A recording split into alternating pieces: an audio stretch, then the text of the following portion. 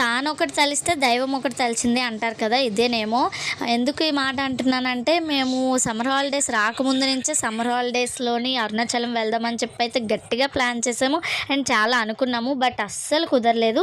ఇంకోటేంటంటే అసలు ఈ అనకాపల్లి ట్రిప్ అనేది అసలు మేము అనుకోలేదు. అనుకోకుండానే మేము అయితే అనకాపల్లి వచ్చామనమాట. అండ్ అనకాపల్లి అయితే మేము, మా వదిన వాళ్ళు అండ్ మా పెద్దమ్మ వాళ్ళైతే వచ్చాము. బట్ ఇక్కడికి రావడం కూడా చాలా చాలా చాలా హ్యాపీగా ఉంది.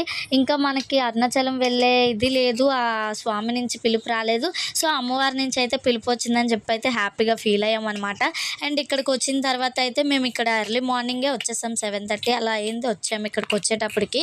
అండ్ ఇక్కడే కోళ్ళనైతే తీసుకున్నాము. మా అన్నయ్య వాళ్ళకొకటి, మాకొకటి అయితే తీసుకున్నాం మొక్కుకుందామని చెప్పి. అండ్ ఇక్కడ క్యూ అయితే చాలా పెద్దది ఉంది ఫ్రీ దర్శనానికి. అండ్ మేమైతే 50 రూపీస్ దర్శనంకి వెళ్ళాము. అండ్ నన్ను అడిగితే మీరు 100 రూపీస్ ఆర్ 200 రూపీస్ దర్శనానికి వెళ్ళుంటే ఇక్కడ దర్శనం అయితే అవుతుంది. నెక్స్ట్ టైం వెళ్ళేటప్పుడు మేమైతే ఖచ్చితంగా 200 రూపీస్కి వెళ్దాము అనేసి అయితే అనుకున్నాము. అండ్ ఇంకా దర్శనం అయిపోయాక ఇక్కడ మేము ప్లేస్లో అయితే తీసుకున్నాం. 300 రూపీస్ ఈ ప్లేస్కి కట్టి తీసుకున్నాం.